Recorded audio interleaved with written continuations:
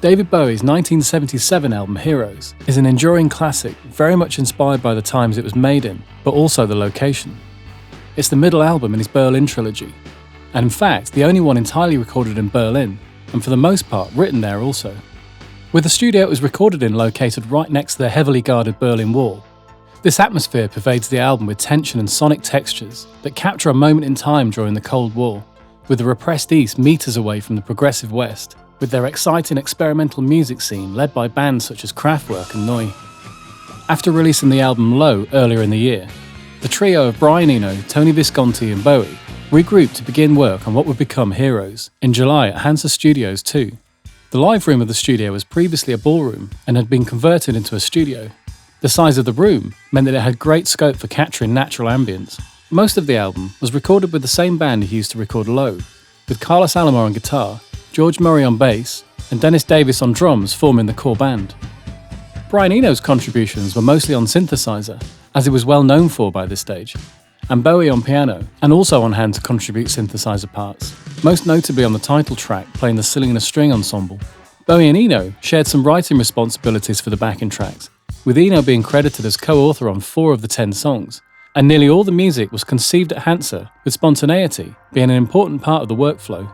According to Visconti, only Sons of the Silent Age was written prior to the album's session. Eno would act as an assistant director to Bowie, giving feedback to the musicians and suggesting new and unusual ways to approach the tracks. One of these ways was the employment of Eno's oblique strategies cards. These cards were described as part fortune cookie, part Monopoly chance cards, intended to spark creative ideas. Here's Bowie talking about another method that aided the creative process he shared with Eno on tracks like The Secret Life of Arabia and The Moss Garden. Brian and I would, that's Brian Eno, would attempt to write in as many different processes and fashions as we could. Each, the aim to be to discover this so-called language, artistic language. And one of the processes that we used was that Brian would think of a statement that he wanted to make musically, and I would think of a statement that I wanted to make musically, and neither of us would tell each other what our respective statements were, and we would come up with one foundational musical theme. That would be the foundation, maybe a chord sequence, or a number of bars that would be in one key, and a number of bars in another key, and that was our only foundation. Then we both go away and write about our individual statements, come back and both put down our recordings of what we were doing, and then listen back to it. One additional and very key member of the band for this album was Robert Fripp, guitarist of King Crimson. Fripp was on a hiatus from music at the time, until Eno suggested to Bowie that they should give him a call. The chance to work with Eno and Bowie enticed him away from New York for a brief 3-day stint at Hansa, in which he completed all his guitar parts. In fact, his very first contribution, which was on the opening track Beauty and the Beast, was his first reaction to hearing the song. Apparently Bowie gave him little guidance on what to play, and most of it was just his instinctive reactions. His most famous part on the album is perhaps his beautiful work on the title track. Again, this was done at speed and with intensity. 3 takes were recorded with the intention of choosing one for the main line. Visconti, however, brought all 3 faders up at one time to compare and decided they sounded great all together. Along with Eno's VCS3 synth lines, they created a blend of sounds that really defined the sonic theme of the song. It was long believed that Fripp used an EBow to create those haunting sustained notes, and it would have been possible as the EBow was released a year prior to the recording.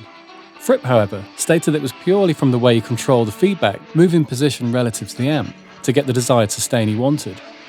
To assist him in knowing precisely where to stand, he first marked out on the floor where he got the feedback, and later passed in and out of those spots. Here are some of the layers in isolation. So we have this, we have this.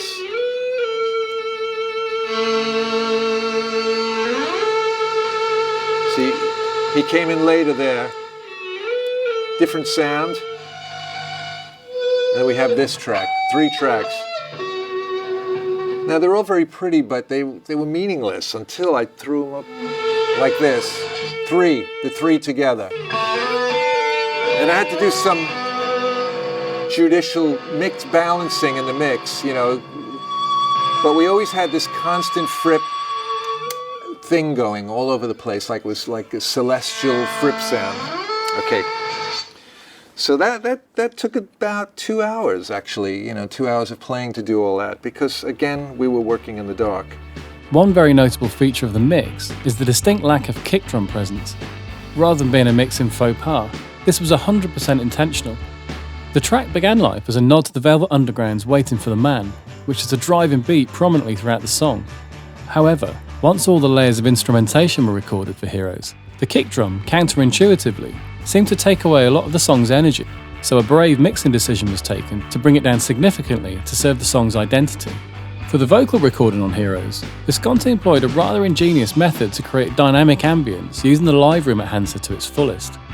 Along with a conventional close mic, he also placed two others, one around 10 feet away and another right at the end of the room.